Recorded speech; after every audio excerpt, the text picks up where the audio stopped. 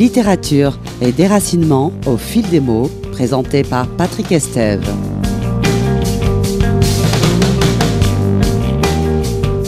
Chères auditrices et auditeurs, bonjour. La pastille littérature et déracinement de ce jour s'intitule Francis Scott Fitzgerald, le Magnifique.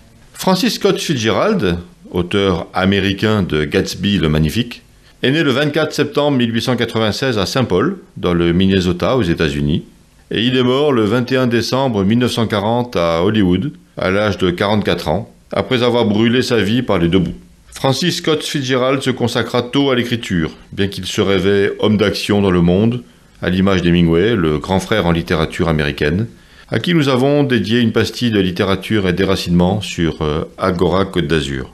La rencontre de Francis Scott Fitzgerald avec la belle et tumultueuse Zelda, sert de nom de jeune fille, fit basculer sa vie, c'est un euphémisme.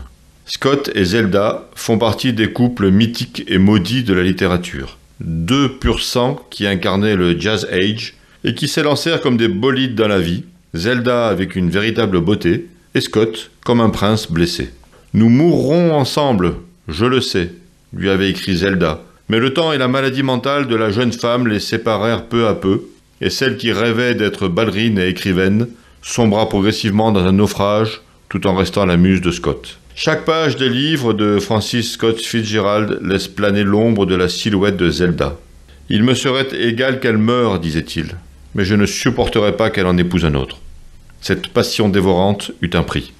Quand ils s'installèrent à Paris, comme leur ami Hemingway, ils débutèrent des années de chaos, d'alcool, de fêtes, d'argent facile et de déplacements nombreux, le tout escorté par pas moins de 17 valises et l'Encyclopædia Britannica, car n'oublions pas qu'il n'y avait pas d'Internet à l'époque.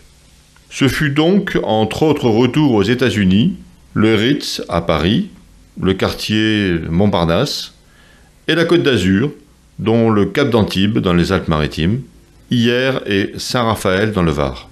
Il y eut bien évidemment la naissance de la petite Frances Scott Fitzgerald, dite Scotty, en 1921 à Saint Paul aux États-Unis, mais déjà l'état de santé mentale de Zelda marqua des signes certains de détérioration. En 1925 parut le célébrissime roman de Scott, Gatsby le Magnifique, qui faillit s'intituler Parmi des tas de cendres et des millionnaires, et qui a été joué plus tard au cinéma par Robert Redford, puis plus récemment par Leonardo DiCaprio. Un roman grâce auquel Francis Scott Fitzgerald espérait devenir le meilleur écrivain de second ordre au monde.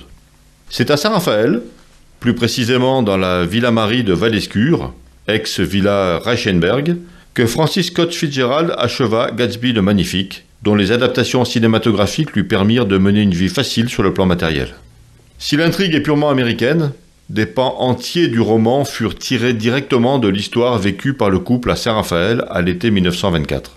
L'écrivain avait déjà publié L'Envers du Paradis et Les Heureux et les Damnés, ainsi que de nombreuses nouvelles dans les meilleurs magazines, et son premier ouvrage l'avait propulsé comme l'un des chefs de file de la nouvelle génération. Mais Saint-Raphaël offrit à Scott un cadre propice à l'écriture, à laquelle il se consacra corps et âme, plutôt le matin, car l'après-midi, il rejoignait Zelda à la plage, où elle brunissait avec la petite Scotty, surveillée de près par Nanny, la nurse anglaise. Il acheta une petite Renault, et le soir, ils se rendaient tous les deux en centre-ville pour sortir avec Zelda, qui s'ennuyait loin des amis et des soirées trépidantes. Le couple finit par faire des rencontres, dont des pilotes de la base aéronavale de Fréjus, et en juillet, Zelda se lia d'une relation sentimentale avec l'un d'eux, pour lequel elle avoua ses sentiments à Scott. L'écrivain exigea immédiatement une confrontation avec le lieutenant, mais elle n'eut pas lieu. Alors il imagina son rival et l'intégra dans Gatsby le Magnifique, avec ce qu'il redoutait d'entendre, qu'il fit prononcer dans son livre « Votre femme ne vous aime pas, elle ne vous a jamais aimé, elle m'aime ». L'aviateur fut muté à Hyères et l'histoire avec Zelda prit fin dans le temps et les prolongements qui finirent par déliter le couple infernal qui traîna l'été jusqu'en novembre, avant de quitter la Villa Marie pour l'hôtel Continental du bord de mer. « J'ai été malheureux, écrivait Scott, mais mon travail ne s'en est pas ressenti. Enfin, j'ai atteint l'âge adulte, déclara-t-il à son éditeur.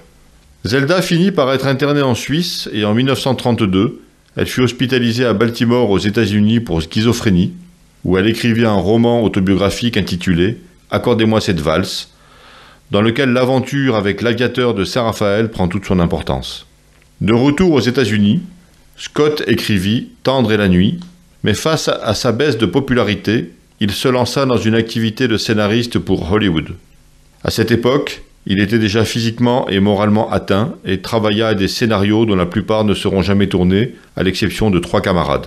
En 1939, Francis Scott Fitzgerald entama la rédaction du roman Le Dernier Nabab, mais l'excès d'alcool l'emporta et il mourut en 1940 à l'âge de 44 ans d'un arrêt cardiaque.